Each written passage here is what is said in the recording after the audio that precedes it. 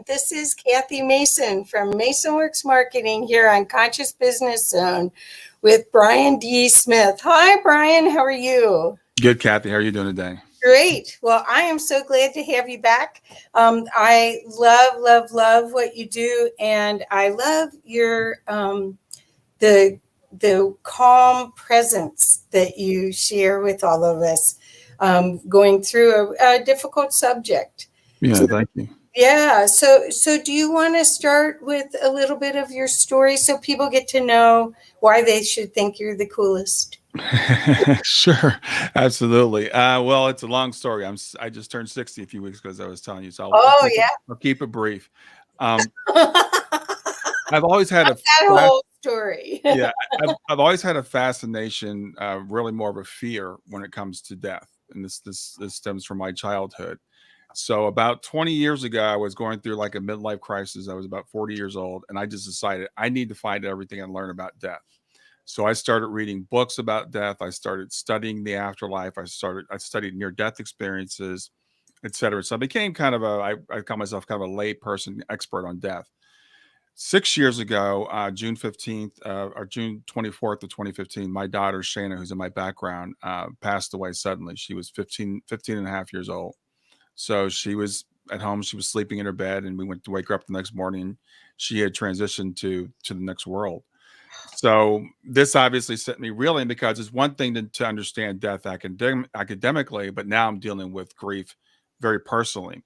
So I was searching for resources to get through that. I found an organization called Helping Parents Heal, and I started volunteering with them, worked with them for the last 6 years. I'm on the board with Helping Parents Heal. Helped build an online group, and was speaking with literally thousands of parents, going through helping them with resources, interviewing mediums, people at near death experiences, etc. So 2 years ago, I decided to formalize this, and I started my business that I call Grief to Growth. Right. And what Grief to Growth is try to help people take these tragic events in their lives and deal with them first of all, and then hopefully eventually transform those things into growth events. So that's what I'm all about doing today. That's so good. Well, I am so sorry about your daughter, but I think you're still in contact with her, right?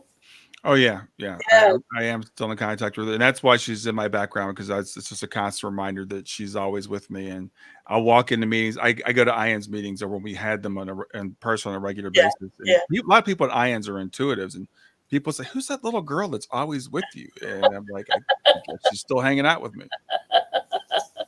Yeah. Well, I mean, I think I grew up where my father was the youngest of eight, and only one of them lived to like 65. All Wow. of them, croaked. And so when I was growing up, this person was dying and that person was dying. And so I was very curious about death too, because I didn't quite get it. So I studied a lot of reincarnation and trying to figure it out, so I can understand that it's almost like your soul directs you to do that so that you're more prepared from the shock. Do you believe that? Yeah, you said that, I just got goosebumps, because about the time I was about Shayna's age when she passed, I was about 15. I started having panic attacks, and I thought I was going to die suddenly.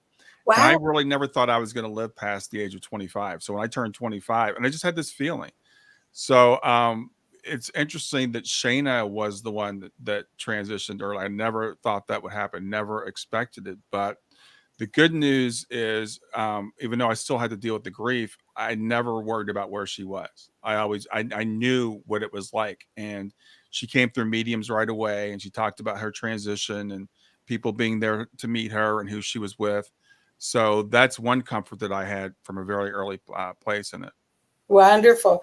Well, so how do you feel the best way? I mean, a lot of people, their whole life is changed with that trauma. I mean, Mhm. and it's almost like a redirect. So a lot of times marriages don't make it. A lot of times people, it's the same. Actually, it's a very similar thing to the near death experiencers, Mhm. where they come back, they've touched God, and they come back and they just can't be the same personality they were. Do you find that also? And was that your experience when you went through It, the it trauma. can be, it's interesting. You talk about sometimes marriages break up, and there's a myth that especially when a child passes, that the parents are going to necessarily get divorced. I've heard the number as high as 85%. That is a myth. It's not true, fortunately, but it does, it can transform you. It depends on how you decide to react to it, and it can transform you in a negative way, or it can transform you in a positive way. So you can choose. Everybody deals with grief differently. It's different for every single person. And without revealing anything personal, I'm working with a couple right now whose granddaughter suddenly, she was shot and killed. Oh my, And so I'm talking to this couple, and they're just both dealing with it very differently. So I think it's really important to try as much as you can to, if you're in that situation, to honor the other person's feelings, to understand that we do grieve differently. So if they're not grieving the same way you are, it doesn't mean that they love that person any less, or they're not grieving as much, but we all do it a little bit. We all do it a little bit differently. right, right. So, but do you find that there's this like cosmic 2x4 wake up call that people experience, or is there a period that they go through just shock? And well, of course, that must be true. It should go through phases. They say that, but is it almost because if we look at this metaphysically, before we came into physical, we may have set it up to have these experiences, but you can't say that to somebody when they're going through this terrible pain. I mean, that's so insensitive, I think. Um, How do you deal with it? it is, it's a really walking a tightrope when you're dealing with this, because you're right. We can do what's called spiritual bypassing. So we can go to someone, or someone could even themselves say, "Oh, this was all planned. It's not a big deal.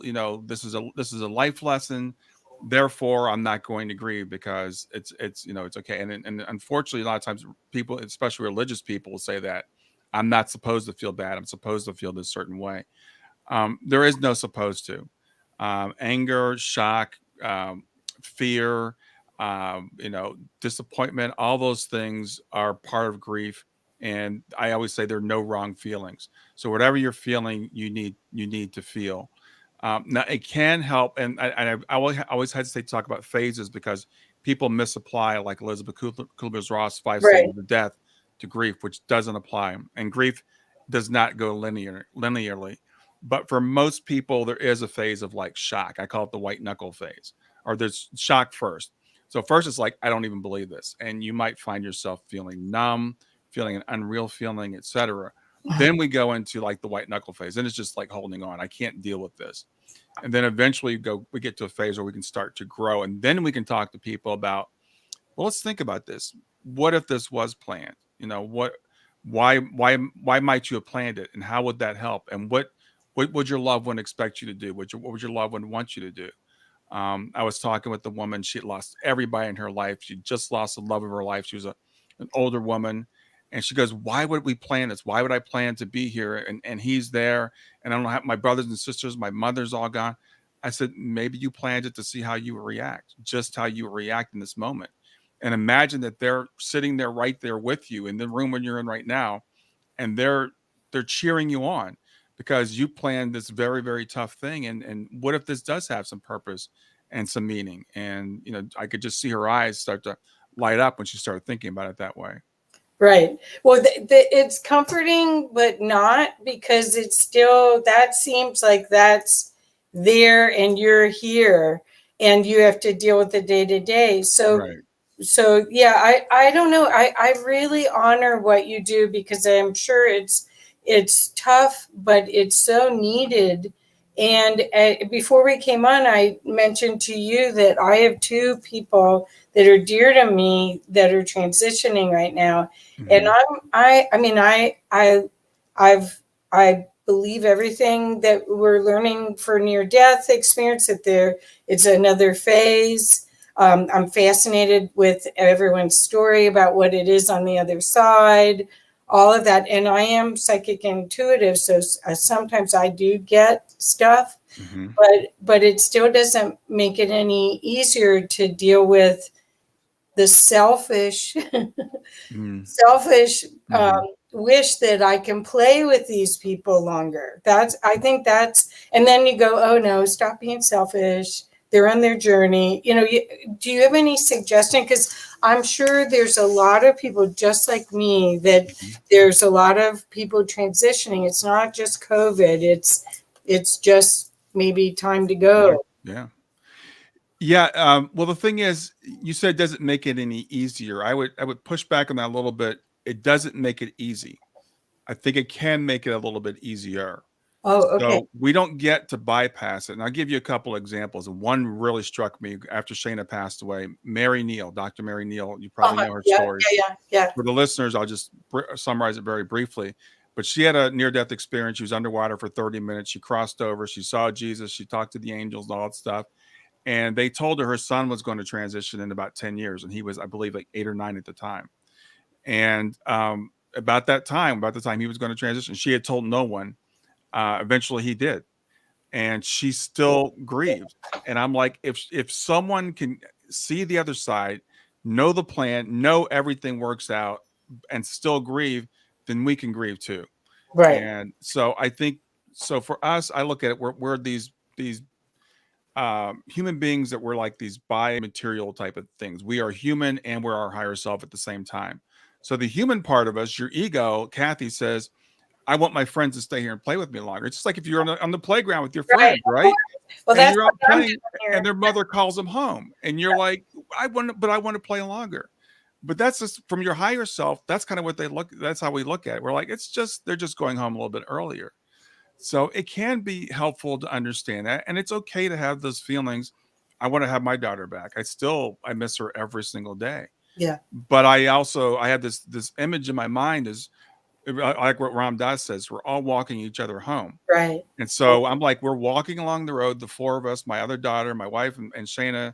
And Shayna drops her hand and she runs ahead. And she's just home now. So the way I look at it, I use analogies like that to help me to say, she's still here with me. I'm going to see her again. When my friends transition, I just was telling you before we went on, I had a friend that suddenly she was 49 years old. And then one day we got a call and said, she's not here anymore. I mean, healthy, just, gone.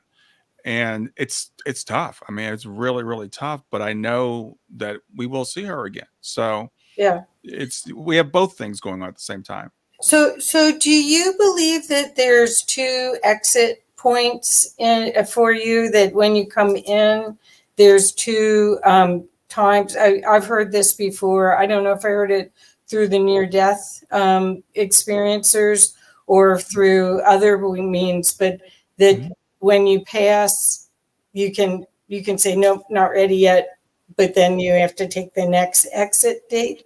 That's an interesting question. I've heard a couple things. I've heard that we have multiple exit points, and there might be two, three, as many as five. I know a person that she says she knows when people are going to transition. She knows when she's going to and there's only one point. Here's what I know, and I'm an engineer, so I'm a practical person. Yeah. I know that there's one exit point that we take. So whether they're multiple ones or not, and I believe that the one we take is the right one for us. I think the near death experience, I don't know if that's necessarily an exit point. I look at more like I think people plan that as a wake up call. It's Right. like if I'm going along and I'm lost, then let's throw this in. Let's throw in this near death experience to wake us up. I don't believe that was their time, and they're told, sorry, you can't stay. This is not your time, because a Right. lot of them beg to stay. It's like I want to stay. No, you have to go back. Well, yeah, I don't think you have to have a near death experience to wake up like that. I Right. think these spiritually transformative experiences, or people using being aware of their superpowers Hmm. beforehand, which is what I think a lot of people are waking up to their superpowers now, where they have more than six senses or five senses, like Yeah. the sixth sense kind of thing. Hmm. So when you've started working with people, do you find that there's a common thread of of ways that you help people understand, or is it all individualized? There are some common things. One of the things I work with people, it's just amazing that people are very hard on themselves when they come to me. It's like, I'm not doing this right. Again, it's like a client very recently. I'm failing miserably. I'm not getting things done. I'm like, well, you're here. You got out of bed this morning, you got dressed. So I try to get people to focus on what do you have versus what don't you have. So maybe you didn't, maybe you're not back at work yet after your son or daughter was killed, but you're up, you're standing upright and you're eating. That's a pretty impressive thing. And I try to get people, as you said, to understand about their superpowers, because I see people that are actually thriving in a certain sense, but they don't even recognize it, because we're our own worst enemy. So I really work with people. I'm really a cheerleader with people, Let's see. and to help them understand, okay, what you're feeling is normal, but I'm angry all the time. Well, it's okay to be angry. I can't pray anymore. God understands. So just really helping people understand whatever it is you're going through, it's normal, and we've all been there. And then helping people again to start to just gently explore, what if this wasn't random? What if God didn't do this to you? What if you and your loved one planned this? And if that, what would that look like in your life if you embrace that? You don't have to. It's your choice. You can choose to believe that the universe is cruel or God is cruel, and that's certainly a way to look at it. Or you can try to look at it this way and try them both on and see which one feels better. Right, right. Well, they're coming to you for another perspective because they can't see the path forward, most Yeah, likely, right? right. Anna wrote, "That's so amazing to be that mirror for people to help them recognize." Yeah, So, well, it's interesting you use that word, because that's exactly what I've said to people. It's like, as a coach, one of my biggest roles is to be a mirror. They can't see it in themselves, so I reflect it back to them, and I help them understand. No, you're a warrior. And the fact that you chose this path, it just puts me in awe of someone that would choose this very difficult path, because I think for someone like I said, like myself, to lose a child, or someone to lose a spouse early, that is a real challenging situation that you put yourself in. right. And the fact that you've come to me means that you want to grow from it. You don't want to stay where you are. Right, right, and that there is a way to live with all of it. If you want to say a divine purpose, it's in divine order. All of that. And I think, and Xana's putting, you're such a brave and amazing soul, Brian. Thank Because really, I don't know that I have the capacity to do what you do. I would, as an empath and everything, I would feel everything, and that would be. I don't know that I would be good at doing what you do. So I have another question about forgiveness, because you. a lot of times the process is not just like if it was suicide or if it was a violent crime. There's so much going on about forgiveness of yourself and others. Hmm. Could you speak to that, please? Yeah, forgiveness. Well, there's two aspects of forgiveness, and you touched on them. There's yourself and there's others. So we'll take those two separately, because almost like when a parent, especially when a parent has a child transition, there's guilt, no matter what the circumstance was. I should have known better. I should have been there. I shouldn't have let her. I heard when someone say, I shouldn't let my daughter go out to breakfast with their boyfriend because they got in a car accident on the way there. Well, how are you supposed to know that? Right. I had a client that actually listed off to me 7 things wrong she did on the day her daughter transitioned. Oh, And I said, unless you're omnipotent, omniscient, and omnipresent, then you should not be blaming you for yourself for something that happened to your daughter when she was not in your presence. So we have to forgive ourselves, first of all. In my case, my daughter, she had a minor heart condition, and we were taking her to a cardiologist for it. It was another thing that caused her to transition. But I immediately went to say, was it my fault? Did I do something right, wrong? right, right, So we have to forgive ourselves. The other thing is forgiving that other person. Now, a lot of times people say, well, I don't want to forgive. I want to hold on to this anger. It makes us feel good in a very sick kind of way to hold on to that anger. But what we don't realize is forgiveness is not for the other person. It's for yourself. They are probably oblivious to the fact that you still blame them, and it's not hurting them. If someone sold your kid to drugs or was the drunk driver, Right. you might feel entitled to that anger, but it's not hurting them, it's hurting you. And so when we ask people to forgive, we're not asking you to do any kind of a generous act. We're asking you to act on your own self-interest, Right. to Right. let that anger go. And when you do, you'll feel so much better. So forgiveness, I have people say it's really, really hard, and it is. It's a process. We can't do it overnight, but it's for your own benefit. And the reason I ask is that there's so many people that use A Course in Miracles Hmm. as their forgiveness process. And then I actually love these prayers that are from Howard Wills that are all cleansing prayers, and it's all about forgiving yourself and forgiving. It says, God, please help me forgive all people. All people forgive me. Help us all forgive ourselves. Please, God. Thank you, God. Amen. Thank you, God. Amen. Yeah.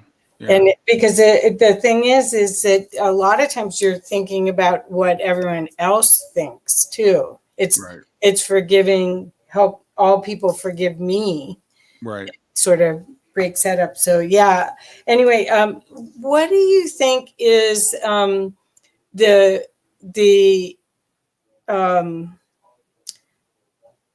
the best way for people to learn about the afterlife, or the to release the fear of death for themselves and for their family? Because I feel that the global consciousness right now, it's just fear after fear. Now there's some other form of the virus, or I mean, we've been under it for going on 2 years Yeah. of constant battering of fear, and it's fear of death. It Hmm. really is.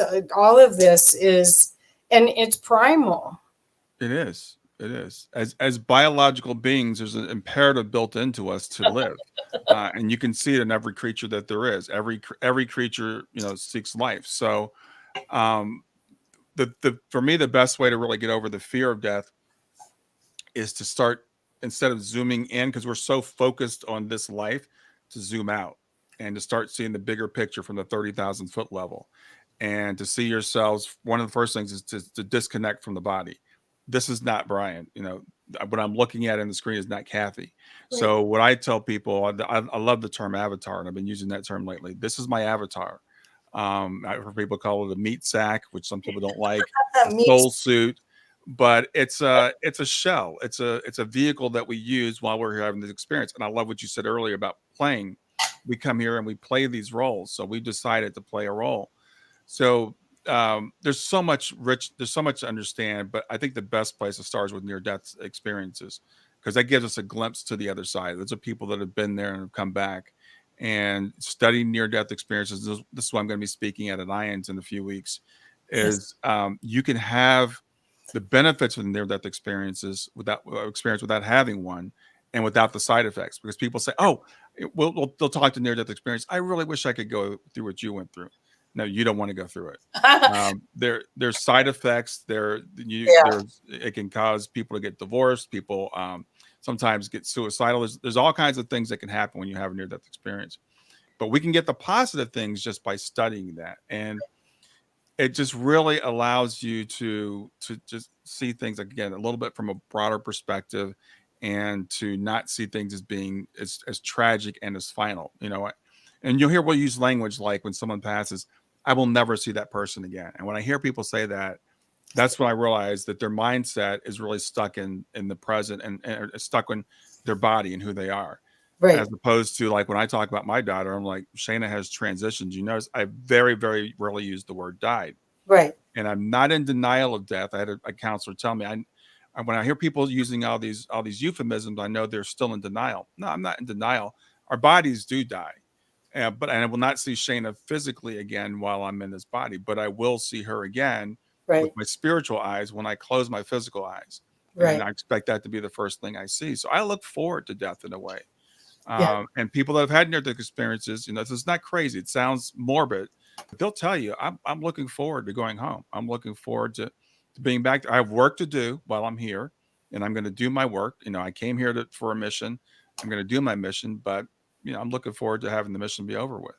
Well, Brooke Grove is on here, and she said, Oh, "Peach, Brian, Peach." yeah, Brooke So, is great. but I have to say, I didn't have a near death experience that I know of, but I had a spiritually transformative experience. Hmm. And so you don't have to have the physical damage experience in order to see the big picture. You Hmm. can actually have an experience where you see how giant your soul is and Yeah. how big the possibilities are for you that'll turn you around. The someone I spoke with, I think it was who was it? Scott Taylor got his PhD in near death experience Hmm. information, and it obviously was a specialized thing. And he said Yeah. the more that he read, the more he got language and understood, and he actually felt like he viscerally could experience through people telling their stories Right. about near death, and especially the ones that are children or that you can touch the other side and stay in touch. Do you Yeah. find that too? Yeah, I find, like I said, I've been studying this for probably about 20 years now, and I feel like my understanding just keeps expanding and expanding. And as I listen to people have the experiences, and I love that about the language. I listen a lot of Swedenborg. I love the Off the Left Eye channel, Uh-huh. and I assimilate all this information, that all these different sources of truth, and even scripture. And so when I read St. Paul now, some of the Gospels, I read them differently. And I was talking with a friend one day, and he's a former pastor, and he's like, you're in all this near death experience. I don't believe any of that stuff. I said, well, do you believe Paul? And he said, well, of course, I believe Paul. I said, I believe Paul had near death experience. And he said, well, what do you mean? I said, he's on the road to Damascus. He hears a voice coming from the sky. He sees a bright light, and it's a disembodied voice. He falls to his knees. He's struck blind. He regains his sight, and then he goes out and he preaches the gospel. Who does that sound like? It sounds exactly like a near-death experiencer. Yes. And it's fascinating that this transformational experience that people have, like what I had and what Brooke had and what anyone else that I've talked to has had a near death experience. They are so eager to share, but you can feel their heart. It is not share. It's not like a researcher. There are researchers that Hmm. are involved in ions. Both you and I are big fans of ions. Yeah, The International Association for Near Death Studies, for those that don't know the acronym. yeah, And but the opportunity to share and to be in that remembrance day after day is what I just love. I mean, the first time I went to an IONS conference, it was 500 people with their hearts open. And yeah. it was like, cool. It's wild because a lot of near-death experiences. Again, we see the good side of it. A lot of people have had near-death experience and they don't share it, and it may Right. be 10, 15, 20 That's years before right. they feel comfortable. But for the ones that do, they become evangelicals. They go out and they evangelize. They go out and they start telling people, you got to understand, And I believe those experiences are given to people to share. I believe they're for all of us. Right. Even though they're highly individualized, I just cherish hearing those stories. And when you hear them, it kind of reminds you, people, when you hear a great truth, it's not something new to you. It's kind of like you're remembering, Exactly. and it'll just kind of touch your soul, and you'll say, yeah, that sounds right. And that's what I feel like I've always wanted. I've always had that desire.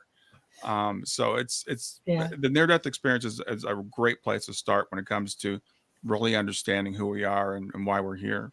When you said that about Paul, I think of Rumi also. When Hmm. you read the Rumi things, he's got this burning desire to reconnect with the one, almost like he has had a near death experience or a spiritually transformative experience, and he's yearning for that. It's really interesting how much this has impacted us in all different ways, in the literature if we look for it, if we use it. Yeah, and the thing is, we all have different ways of waking up. So for some people, it's a near-death experience. For some people, have STEs or spiritually transformative experiences. And I know people that have had these amazing, mind-blowing. They Yeah. open up and suddenly they can see, literally see into heaven. I know someone that looked up and saw her brother and her grandmother and stuff. And I know people that were taken out of their bodies. But it can also happen in a very, and it's been like, for me, it's been a long road. It's been a slow unfolding that's come about by studying. So I feel like I'm getting to the same place, but without that big dramatic event. So sometimes we covet what the other person has. It's like, I really want that NDE. I really want that STE. And I kind of like to have an STE too. I'd love to Oh, be able to have my third eye just open up, but I that can hasn't happened to explain me. what happened to me later, mine was not with drugs at all. I didn't have, I just had experience, but Mhm. but I had already had an awareness of more than what we see from 8 years old on. Oh So yeah. this was just it just popped. But I do think that the world is adjusting and up leveling so that more people are getting empathic. This opportunity right now is to learn about the other side, to learn from IONS, from the near death experiencing community, and Mhm. all the research. I mean, there's 40 years of research. This isn't somebody just wanted to sell a good movie or a good book and just popped it out. The Raymond Moody started it all in the 80s. Right, right. And in fact, the IONS conference that we're doing this year is the 40th anniversary of all of that, with some of the key influencers that were brave enough to talk about, because I find a lot of the people I talk to, they didn't say anything for 15 or more years because they were afraid they get locked up. Exactly. Yeah. Shock treatment, locked up, Yeah. Yeah. So yeah, it's yeah, there is a lot of research. As you were saying, I was thinking about a friend of mine who's a professional skeptic. She actually chases down, stuff. And she said to me, I don't believe in any of this stuff. And she asked me this to refer her to a medium. So I did. I referred her to a medium, best medium that I know. And she went to this medium. She came back. She said, I'm blown away. And then later on, was saying, she goes, when I was a skeptic, I said there's no evidence. She said, now I realize there is a boatload of evidence. We're just not aware of it. She said, why wasn't I aware of this? I said, it's always been there. It's existed, but most people don't know that there's been scientific studies going on. I work with Dr. Gary Schwartz right now. And when I first started researching this 20 years ago, one of the first books I read was The Afterlife Experiments. Uh-huh. And Gary took mediums, put them in the lab, set up controlled conditions, and tested them and proved, he doesn't like that word, but I think he proved that mediumship is real. These people are getting information in ways they couldn't get. So when people say, well, all mediums are fake, or they're doing this or they're doing that, Yeah. he controlled for all those things. And that was the first book I read. And again, being an engineer, I was like, wow, there's something to this. This isn't just wishful thinking or people that are con artists. There are people that are really have this gift that they can reach to the other side. Well, you look at all the religions, the established religions in the world, and even the indigenous, they all had some sort of way to be mystical or Mhm. connect to the stars or whatever they called it. But they all, this is part of our human nature, I think, is to know that there's something more than this. Yeah. And whether or not our belief system allows us to go deep into it, I can't read enough of this. I don't know what it is about it. It's like it gives me words. It gives me hope. It gives me a big preview of Yeah. possibilities, because I do believe that we came here to co-create with the universe at a very high level, but you can't be a victim. You can't be in that victim mode to step up. Yeah. Well, and as you were saying that, what people, and again, I've studied the history of this, for the history of humankind, we've always believed in the quote afterlife. We've always known we were spiritual beings having a human experience. It's only been within like the last 200 years that we've forgotten that. And I look at, and it's been specifically in Western culture. Right. We got so enamored with ourselves and with our science and our technology that we said we don't need, quote, God anymore. We don't need to believe in all this stuff. It's just wishful thinking. We're going to be realists and we're going to be materialists. So Right. this has been a very recent development in humankind, and it's killing us. I mean, it's literally killing us to not remember who we are. We're destroying the planet. We are depressed more than we've ever been. We have more than we've ever had materially, and we're sad because it's not what we really want.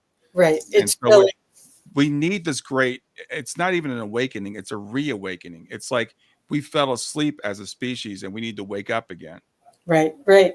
I read a book in college called Reincarnation and the Law of Karma and it was published by Yogi Press in the early 1900s. I've got all of them here except that one. I can't find it again. I gave it away to somebody. Oh, wow. But in that book, it said that reincarnation was in early Christianity. It So it was. must have still been in Judaism, but it was taken out because it didn't work with the divine right of kings. They missed a few references in the New Testament when they were trying to take it out. And it really, not only that, but it's like they wanted to tell people you have one chance to get it right and you can only do it through us. Right. So the idea of reincarnation says I have multiple chances to get it right. So Christianity said, no, we don't like that. We want to have one chance. It's one and done, turn or burn. Yeah. But yeah, early Christianity did absolutely believe in reincarnation. And, again, there's examples in the Bible. When they asked Jesus, are you Elijah? Or they asked if John the Baptist was Elijah. They expected these people to come back. Right. Right. So it's in there. Right. Well, and then the other conversation people have is, I want to be out of here. I want to finish this incarnation. I don't ever want to come back to Earth. I don't want to do the human. And I think the whole gig is the opposite, that we want to bring more of our soul into this vessel and do stuff. Yeah. What do you think about that? I just smile when I hear that because as a parent of a child in spirit, we've had One Helping Parents Heal conference. It was 3 years ago, and everybody there were all saying the same thing. I'm never doing this again. This is it. I'm done. And I just smile when I say that because I said the same thing. And I'm like, we say that while we're here, while we're in the midst of it. But once we leave, the pain kind of fades and we put it into perspective. And I think we agreed to come back and do it again. So when people say it, I'm like, okay, yeah, I hear you. I hear what you're saying. But once you get back to the other side and you've been there for a little while, you're going to get bored. You're going to want to do it again. You're going to want to see if you could do it any better. You're going to forget how much it sucked, and you're going to sign up again. So have you heard of Sonia Rinaldi, her work? Mm-hmm. Okay, do you want to share anything about that? Did that help you in any way? Well, yeah, Sonia's work is part of a bigger body of work, ITC, Instrumental Transcommunication, and she does a very specific form of it. My opinion, people like Sonia are actually like physical mediums because what she does, nobody else can do. If you gave me the same equipment, I couldn't get the results. Yeah. But what she does is really, really amazing and miraculous. But I do want to say, just to broaden it out, there are lots of other people doing lots of other things with lots of other technologies. I know someone right now that just with her iPhone, she can ask questions in her iPhone and get answers back. That when she plays it back, you can hear it in the playback. It's electronic voice phenomena. I have a friend that can, with his Apple Watch, can communicate with the other side. These, again, I think are special people. And I'm working, Gary Schwartz is working on a project now called the SoulPhone, where we'll be able to communicate with people on the other side, and it won't require a special person, a medium, to do it. Wow. So that stuff is all coming, and I'm seeing more and more of that. Well, Roberta Grimes wrote a book, and I don't have it anymore because I gave that one away too, but it was great. It was about a young man who died at 22 on a snowboarding accident here in Colorado. And when he first started coming through, he used a Ouija board with his mother and letter by letter told her what was Mikey going Morgan. on. Yeah. And then eventually somehow she connected with Roberta and they ended up publishing a book. And he said he was from the 6th dimension. Mm-hmm. And he had came in because he only planned to be here for a little while, but he was here to uplift his whole group Yeah. and then Yeah. leave and don't be sad and all of that. And so you hear stories like that, and it's like I wonder, I wonder how much of that's going on that we have no Oh, clue. my friend, I don't know if you want me to give his name, but I have a friend. He's in Australia. And his daughter's in spirit, and he'll take Scrabble tiles, put them in the box, put them under his bed, and she rearranges them and makes like whole sentences. So he can, he's been doing that for quite a while. And so the reason I bring this stuff up is we hear about people like Sonia Rinaldi. We think that's just the only one, but EVP is actually very common. A lot of people doing electronic voice phenomena stuff and getting some really, really amazing results. There's a documentary I want to recommend to people. It's called Calling Earth, Okay. and it's on Vimeo, I think now. Great documentary about all these types of communications that have been going on. I love all this. So one of my clients passed, and his wife, he was an incredible healer. He was a lawyer during the day in Chicago and then a healer at night. Hmm.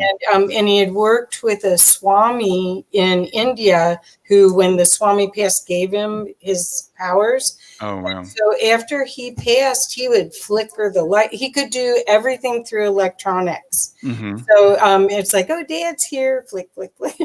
Yeah. And Yeah. so that makes total sense that if we are energy, that we could affect an energy device. That makes total sense that the phone would work. There's something about people and spirit and electricity that there seems to be an affinity there. So you'll get a lot of signs: television turning on and off, lights flickering, lights coming on and off. My daughter turns on the ceiling fan in our bedroom. You know, so that there's a lot of that goes on. So yeah, I think there will be. I think in the next couple of years, 5 years, it'll be pretty common that we'll see people actually harness this technology and make it more controllable. Right now, it's here or there, it's hit and miss. Yeah. With the EVPs, frankly, some people can hear what the messages, other people will listen to it, say, all I hear is gibberish. So it's not really clear at this point. Oh, okay. So do you feel that that'll be a part of your offering when it is refined, that would help people with their understanding? Do you feel that that'll be part of how you work with people to Yeah, use it's really electronics? interesting. I've been Gary Schwartz has been working in SoulPhone for a while, and it's very, very serious, in depth technology. So it's taking a little while. Um, you know, Philosophically, it's like, what would happen to the Earth if we actually had a clear connection to the other side? Because we've never had that, where it would be quote proof to the skeptics. How would people respond? And there was a movie made. There was a Hollywood movie made, and they did a terrible job because basically people just started committing suicide. It was a terrible movie. But how would we react? How would we react if we had proof? That's something that we really all need to kind of wrestle with, because it could go either way. People could stop taking this life so seriously, or people might start taking it more seriously. So The people that are in ions are all like type A, super achievers. Most of the people I know that have connection to the other side, they like are going for it. They aren't letting any fear of yeah, ridicule or they're just so focused. It's remarkable, actually. I mean, PMH Atwater's written like 14 books or she's something. amazing. Yeah. And she's so cool. But when you think about it, I mean, these people, they harness their superpowers, Yeah. and it's like, okay, I know I don't have that much time here. I'm going to go for it. That's what I love about it. Yeah, and that just shows the diversity of the human spirit, because there are some negative sides too, that people have the near death experience, and they all they want to do is check out. They're just done with this place, and they really can't handle all the pain. Um, it's the same thing with grief. We can allow it to destroy us, or we can allow it to transform us. So the people that we see in ions, those are the people that have said, I'm going to go for it. I'm here on a Yeah, mission, and I know it's not that long. And and frankly, we look at them sometimes and we think they're leading rosy lives. I know several of them are still struggling. They're right. still struggling physically. They're still Physically. struggling in lots of different ways. Yeah. But they're like, I know it's temporary. And Peter Panagore, I've had him on my show a couple of I times, love and him. he's a great guy, and he's so honest about it. He's like, there are a lot of times I did not want to be here after my experience, and he realized I got to stop. And I was the same way after my daughter died. I was like, I don't want to be here, and I would tell people, I don't want to be here. I'm not going to be here very long. And I realized that's not fair to the people around me. Nobody wants to hear that all day, every day, and it's not honoring my life. It's not honoring her life. Right. Well, it's So also that your words are really powerful, so you don't really want to do that. Plus, what you're doing to help people process their loss is so valuable, Brian. I mean, it gives. There's not that many people that could do what you do. So I just want to compliment you and let people know you're a great resource for this, because I do feel, I'm going to put your website up right now. It's grieftogrowth.com. I want to make sure that people know that this resource that you offer is a gift. yeah, thank you. It's interesting because I think it was before we started. You said you couldn't do what I do because you're an empath, and I'm an empath too. The thing is, people say, "Oh, listen to people's sad stories all day long. Doesn't that make you sad?" It's like, and it's actually just the opposite.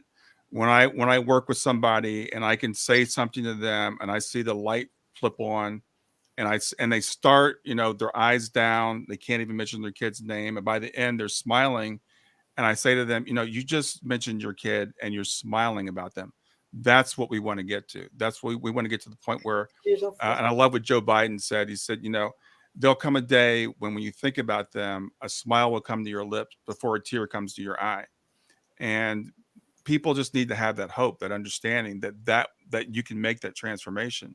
That when you think about that person, yeah, you're going to be sad, and yes, you're going to miss them, but you're going to be so appreciative for the time that you had with them, and you're going to look forward to the time when you see them again. It's not all in the past. It's not all over. That relationship still continues. Well, do you find when people do medium work or get connected that, I mean, I've seen Suzanne Giesemann. I've seen a lot of mediums. I've Mark Anthony, who's going to be also at IONS this year. Hmm. Um, and it's remarkable when they start talking about something, because there's no question the other person on the other side wants to be identified and Yeah, wants to find the right person to talk to. yeah. But I mean, are you finding that in your connection, the fan goes on, but do you feel like if you were in the car, she might say, "Hey, don't take that left right now," or "Don't get on that airplane"? Do you feel like you almost have a guardian angel I've heard relationship? people say that. Frankly, I don't really feel that type of connection. Maybe I just because I don't really look for it. And I've heard people say, yeah, I've had this intuition not to do this or do that. I haven't had that kind of thing. With me, it's just more like, I just have a running dialogue with her all day long. Oh, you do. I walk for a couple hours every morning before I start work, and so I'll get up and I'll go for my walk, and I'll just have a conversation with. There's the picture that you see behind me. That's actually on a big canvas in my foyer. So Oh, when I open my bedroom door in the morning, the first thing I see is Shayna. So I say good morning to her. I think I just saw an orb go across the screen. Um, so yeah, I just have more of that type of connection, that I stay in touch with her. And I have the mediums you mentioned. I know them, and Suzanne Giesman, Shayna will drop it on her, and Suzanne will call us and say that Shayna gave you this message or whatever. So we it's been 6 years, but I still feel like she's still here. well, the other part, we're talking about Suzanne Giesemann, is that Suzanne was in the military. I mean, a lot of these people, like you were an engineer, a lot of these people that are looking into all the near death experience and this, it's not paranormal, it's really normal. Right. Um, and they were in positions where they could hardly. I mean, Suzanne was liaison with the president, Right. with Right. the military, so she couldn't really talk about her skill set, her superpowers. But now they're sharing all of this with everybody, at such a high level that you can't not be exposed and excited. For me, it's good news. Yeah. How do you feel? Do you feel Well, this? I think it's great. Well, it's funny you speak of Suzanne because she opened up after her daughter passed away, which was after she was retired from the military. So, Right. but then she went back and talked to some of those people, and they're like, Suzanne, really, this is you now? Um, yeah, there's getting to be a lot more credibility now. There's actually some serious research going on. I was talking with someone just yesterday, and she does remote viewing, not as a profession, but someone will call them, say, I lost my keys. And she says, Were you sitting in a blue chair? Yeah, they're in the blue chair. But I interviewed a remote viewer for my podcast, Michelle Freed, and she's worked with the government, and I have a friend that's a medium that she works with the police when people are missing persons cases. And she'll say, you'll find the body here and that kind of stuff. So it's becoming more and more accepted because our Western mindset is being proven by science, which again, I think spiritual people just laugh at. They're like, you don't have to prove it. I already know it's true. But if you want to prove it, have at it. But Yeah. I Yeah. interviewed Dr. Bernardo Castro for my show, and he's fantastic, amazing guy, PhD in computer science and a PhD in philosophy. And he's written Oh, these great books on this idea called idealism, which is the idea that consciousness is everything, that there's only consciousness, and the material is a subset or a derivative of consciousness. And as I was interviewing him, I was thinking about my friend Srini, who's Hindu. I'm like, this is exactly what the Hindus have said for like 10,000 years. that's And they're right. just laughing at us saying, look, we just figured this out. That's right. Well, the thing is that it's put it into the words that people can hear. Right. That's the thing, is because the mind usually goes, well, yeah, that's for them, not for me, and all of a sudden, all of the truths. That's what I still think the indigenous information is where we're in this huge time of change, and we're going to go back to a lot of the indigenous truths because they knew all of it.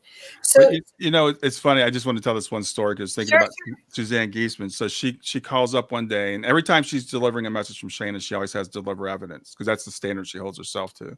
So she's telling us about things that are going on in her life, and they're pretty amazing. But one thing she says is like, has your daughter Kayla, or Shayna's sister, has she been playing with the basketball recently? And we're like, okay, Suzanne really messed this one up because Kayla does not play any sports. She does not like anything to do with the ball. She would not. She said, well, maybe she was playing with her boyfriend or something. We're like, yeah, I don't think so, but we'll call her and ask her. So we called up Shane and we said, Kayla said, have you been playing basketball lately? She said, no. And she said, but I was playing. She was babysitting these two little girls. I was playing with these little girls, and we took Play-Doh and we were making balls out of it and pretending they were basketballs. Oh, wow. So when people say, okay, well, there's no proof of this, to me, that's proof, because people say, well, it's not scientific, it's not repeatable, it's not, it's like, I don't need that. That's what's called an anecdote. I understand that's an anecdote in science. But from my perspective, there is no way Suzanne could have possibly known that from across the country where she was. We didn't know that. Right. And so that's validation to me that she's got some ability to see what's going on somewhere else. Right. And that's pretty clear communication. That's the same thing, Mark Anthony and some of these other people that you talk to. It's remarkable what they come through with. And what he said to me, which was interesting, is he said a lot of times when he's in a public group and he's given a information, a lot of times it's for 4 people. It's not necessarily just for one, that they'll find somehow the energy finds the common denominator in the room. And that's like, wow, that's so cool too. I went to a mediumship demonstration. There was a woman named Cindy Kazai. I was at a comedy club, and it kept happening over and over again. And she would start giving information, and there'd be 3 or 4 people in the room. I mean, specific, like, did your mother grow roses? Yes. Did your mother grow white roses? Yes. So it's like the spirit brings people together to that event that have this one thing in common. Isn't that wild? It's so wild. Yeah. So you got to think that it's frequency. A lot of this stuff is frequency, and we just aren't in our normal state. I guess normal. I don't know what normal is, but Right. in our it there's a possibility to experience a whole bunch of new things coming up. I think with the we're getting hit with photonic rays from the sun. The Earth is really changing. The Schumann resonance Hmm. keeps changing. In fact, it whites out, and then last week it actually blacked out, which meant we were out of space and time for a little while. Wow. So I mean, there's so many possibilities for us to experience big things now. So let's go and talk a little bit about the IONS conference, because Sure. you're a moderator, I think, or a speaker and everything. You're Both. doing, yeah. Yeah. So do you want to tell us what you're doing so that everybody? I just can't recommend this conference enough, you guys. Oh, IONS is awesome. So I'm honored to be at IONS for the second year. Last year I moderated a panel. This year I'm moderating a panel of parents whose children have transitioned. And again, it's awkward language, but for common language, children who have died. So we're going to be talking about our experience and how we got through it. So there'll be four of us having that conversation. And then I'll also be giving a presentation on how to get the benefits of an NDE without having an NDE. Yay. Because there's, again, Kenneth Ring has done research on this and found out that people that study NDEs extensively can get all the benefits. It sounds too good to be true. You can get all the benefits without going through the side effects or having the physical Yay. danger. So I'll be talking about, what my experience has been in terms of studying NDEs and what the lessons are of NDEs, because they're lessons that are, even though every NDE is individual, the lessons are pretty much universal. Yes. So do you want to share anything about what that, a little tidbit about how people could experience NDEs without having them? Um, that okay. The reason I'm asking it is that I think the benefit of going to a conference like this international conference, which is going to there's 4 different Zoom rooms. There's Hmm. over 100 speakers, and it's all recorded. So you can, when you get your ticket, you can still watch everything for 90 days. When you go in person, you have to figure out which room Yeah. you're going to go into, and you're going to miss some of it. Right. So this, what I wanted to ask is, don't you think, I mean, without having to read all these books, couldn't you get a lot of Yeah. that information at a conference like this? Absolutely. There's going to be so much packed into it. And I like what you said about going in person, because I've been to conferences when they're running multiple rooms. And I'm like, well, I really want to see Mark, but I also want to see Suzanne, and I have to make a choice. Right. With the IANS conference, you will get the recordings for 90 days. So you can actually experience the entire thing. So I don't know how many hours that'll be when you add it all together. There'll be a lot of near-death experiencers sharing their experiences. There'll be researchers sharing, what they've learned, and all the books I've read over the last 20. It takes a while to get through a book, right? That's right. But you can get so much out of an hour long presentation. That's right. And I've been to a couple of I've been to the AREI conference. Unfortunately, IANS wasn't in person last year, but I did the virtual conference. I've been to some of these conferences, and when you whatever works for you. If it's anecdotes, if you just want to hear somebody tell their story, you can do that. But if you want to hear some serious research, there'll be researchers there too. Right. For Right. people like myself who say, it's just, does this pass, muster? Or these just little stories. But when you add up enough of these anecdotes and you start to hear them, it really starts to impact you. And it's funny because everybody I know that studies NDEs, you could never get enough of them. It's like Right. you don't get to the point where it's like I don't need to hear anymore because I know everything there is to know, because everyone's unique, and when you hear people speak, Yeah. like you said, there's an energy that comes from them. It's not just their words, it's their faces, it's their voices. It's you can just see the confidence that they have, and the no fear of death. Usually it's like no fear whatsoever, and everybody wants that, because as you said, it's an existential fear. It's built into us. It's natural to fear death. It's natural to fear the unknown. Right. But if you can make the unknown known, then you don't fear it anymore. Well, I'm so sensitive that I just feel the frequency, and the frequency comes through the digital just as much as it does in person. Yeah, And so it's like a love bath. I it mean, is. to me, these people are walking the world with their hearts wide open and not afraid to be in that. Most other people have their hearts open when it's safe in their families, in their homes, with their wife or husband or their kids, and then they close it back up. And these Hmm. people just, they got busted open, and they actually want to share about it. Yeah, So the language you get, the feelings you get, and the hopefulness. I really feel that this gives us a tangible way to think about what heaven on earth could be, yeah, because that's just a concept, that, if you do everything right here, then you get to do that there. Well, why not start it right now? yeah. Yeah, they really, the message of the number one message is that everything's about love and that we're all one. That's the giveaway to the whole conference.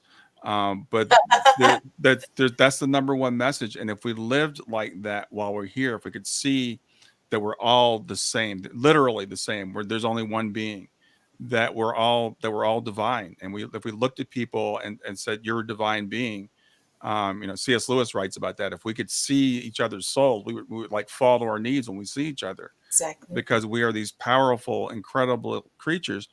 And you can start to experience that if you start studying this, and you realize that we're all, again, it's not even just that we're connected, that we're all the same. Right. So we're all part of the same consciousness. Yes, it's beautiful. Well, Brian, well, I want to make sure we make sure that people know how to reach you, and then I'll tell them about the virtual conference Okay. website. Well, my website is www.grief2growth. So it's grief, the number two, growth.com. And you can find out about all my services there. I have a book that you can purchase if you like. I do have a podcast. I've interviewed, I think it's about 140 interviews I have out now, Yeah. with a lot of really incredible people. Isn't that neat? I hope everyone will go to grief2growth.com, because I think even if you haven't had the loss of a child, you'll see that this expands your capacity to be more of who you really are in the now. Um, uh, with this knowledge. This knowledge is amazing. And Hmm. then September 1st through the 5th, I really want to invite everyone to go to the conference, the virtual conference for IONS, and it's virtualconference.ions.org. And we'll have both of those URLs in the comment section here. So please make it a point to check out what Brian's doing. I think you'll be really impressed with the accessibility of this information from him. It really could change your life. So thank you so much. Thanks, Kathy. Thanks for having me. Yeah. See you soon. Yeah. Yeah. Thank you, dear. Bye bye.